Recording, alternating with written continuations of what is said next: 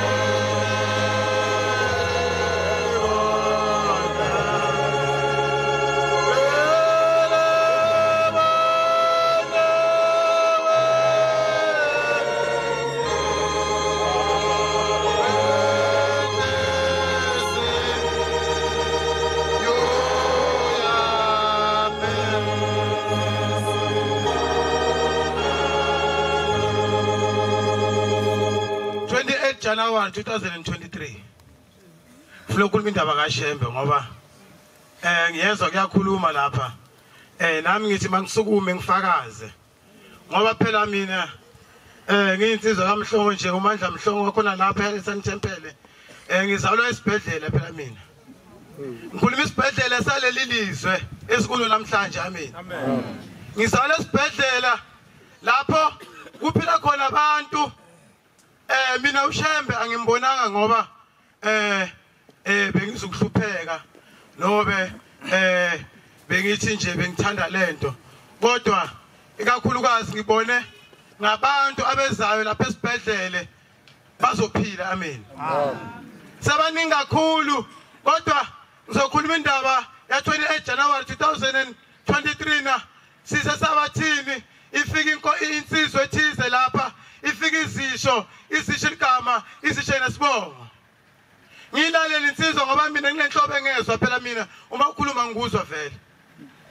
noma ngakuzwa ukuthi bothina ngeke ngikhumbule le ndaba kodwa le ngayikhumbula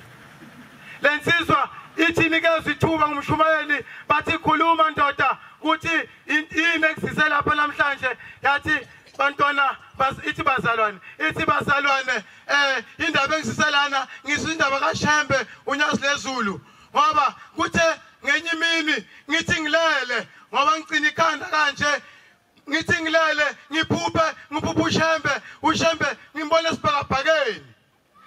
mangibona uShembe esibhakabhakeni athi uyangazi na ukuthi ngubani ngithi cha ngikwazi athi nambuka nomuntu uyinkosi uyabona ukuthi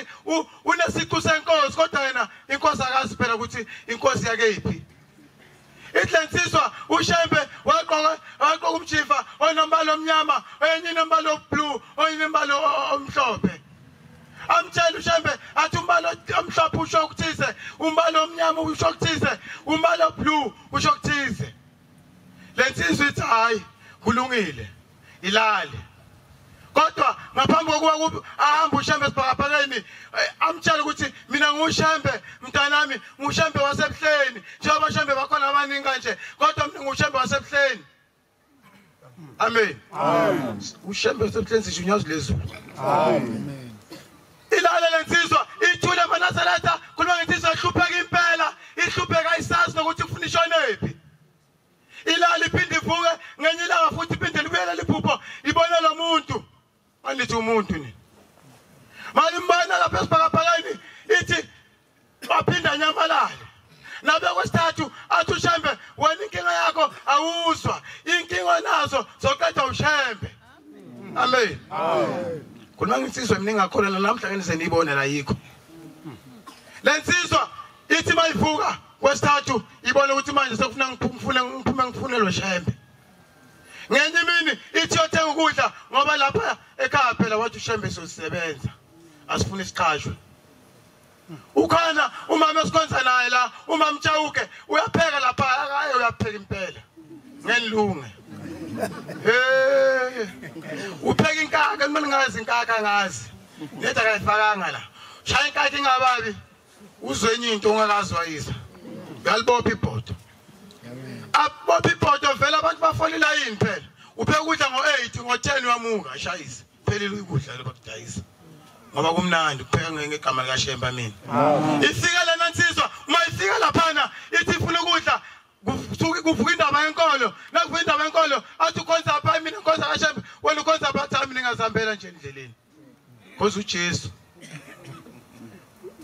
athena ukhonza uShembe muphana wasebhlela ngibasa kuphameni athi usemningimiza ngosesenazi bamtsha ukungapha kini mina usesenazi phela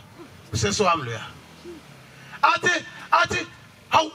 wena umbuza ukuthi uShembe wasebhlela sekuphameni yini okwazi ukuhlonza ngalamakhosi lawo ngalezi inkonzo ngoba kunenkosi yasekuphameni vele inenkosi yasebhleni wena uyazelapha indaba athi lalela ke mama mina nginendaba ethize aqhaza athi hayi ngasachubeki indaba yakho ufune ubonana noShembe athi kanjani ngoba mina isikhathi anginazo athi hayi ukulungile noma wena isikhathi uShembe ngazi bekasemzambikwe besaka oqala eSwazini kohliwe lapho athena thatha envelope ufaka umnikelo la sibizi ngemali ungazufika lapho uphethe umnikelo amen akunamali la thatha umnikelo noma ungakanani ufaka envelope ubheka igama lakhe nesibongo lensizwa uma isibiza isibongo ngiyasazi lesibongo ngisijwayele ngoba nasikhula sakhula naso lesibongo sikhula batho ngasifunda umnikelo utheni ngoba yena uyahlupheka kanjena athi mina basalwane akasho ukuthi maNazaretha ngikhuluma njengaye athi mina basalwane ngaphela lo msebenzi ngingaka mina ukuthi bakaye weya akala 100 and something kgs wehla ukala 68 kg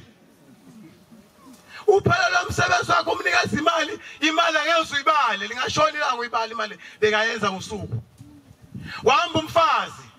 wafela umama wafela ubaba solo ukuqinisa ikhanda ngafuna ukuza kuShembe uma isho le ndaba ayichaza le ndaba kamama nangithatha isibongo khona umuntu engimaziyo engingasebenza naye ndaweni thize isibongo siyafana indaba ukuthi washona lo mama naye lo ngeke ngambona khala ngomama indaba ukuthi washona lo baba naye khala ngobaba kodwa indaba engayazi yokushonela umfazi ngithi lo ufana nalesibongo salo engifanisa lezi ndaba zosimbili ngoba lo ukakhala ukuthi ushonele umama washonela ubaba naye uthi ushonele umama ushonele ubaba bafana ibongo ayikhona into khona ngathi akhambi kahle la ngene WhatsApp ngikhona lapha enkonzeni ngene ngithi umngani wami uyamazi uKivele Sifunda athi ubhuti wami loyo msizeni unenkinga enkulu kabi ngithona uthi hey unenkinga enkulu just ngoba ngibhizi ngiye kusesi wakhe ngithi amazi ubhuti wami loyo uhamba wafika ngazi nimbiza ngobani bathi uBushiri bathi uhamba wafela kuBushiri uthi so uthi phela kuBushiri uma uyakhona bathi table uBushiri 15,000 phambili maNazaretha ukhuluma umnikelo wakho ungenile embhengeni kunyasilezulu hambe nosesenasi uma ungenile usesenasi bathi umabuya amfanele athi mfana kaSifunda woza ngapha afike athi inkosi kubusise akhangeze amen akhangeze athi ungiphe phela athi sesenasi thani amen athi amen athi amen amukele sibusisi uthena mina bengithi khona into membi ozongiphayo lapha ngiphathelweni biya kuShembe uthi emva kokuba athole lo isibusiso wangena uqingo athi lalela mfana Kiveni umlungu wakho imanager yakhe ekuthanda kakhulu ngiyakutshela ivike ezangu ufuna umsebenzini eCape Town amen khuluma ngoShembe amen athi ngifuna umsebenzini eCape Town drop the phone athi uyithatha number angithi uyakhumbula wena wabhalisa ngomama wakho umama wakho ulo owasho ukuthi umama lo wamthatha owamthenga yena washonela umama sewakhulisa ulo mama lo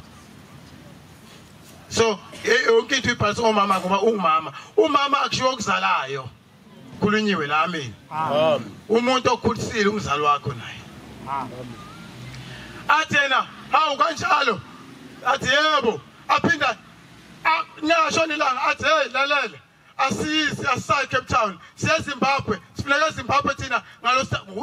noma usengalosithathu kumbe ngalosibili kule vile elandelayo athi siyahamba wena ufuna wenza medical uphinda futhi athi anginamali athi sizorefund imali yakho wenze nepassport asaba athi passport anginayo ngcono ngivuma ukuthi passport ngiyakhuluma indaba kaShembe amini athi passport anginayo bazalwane kodwa ngithi mina hey sengiboleka imali ngisola ukuboleka imali yani phinde ngoboleka imali passport ngoyithatha imali okubhadala mina kodwa ngizobona avuke kunginosine bamfuna losathu avalo losine boleka imali passport ahambe kwa Home Affairs afika abhalise passport awuhlala endlini le uvuma ukuthi passport izobuya siyazi sonke passport ithatha amaviki amabili ukuthi iphume amen ahlale losithathu losihlanu uvuke ngesabatha athi umgcibelo ningabashaya kakhulu phela bathi umgcibelo umuntu othi umgcibelo uvuma ukuthi isabatha ukugqibela basho ukugcina shokuthi usho ukuthi lusuku lokugcina lelo amen wasamlwisi bayeke othi umgcibelo uvuma isabatha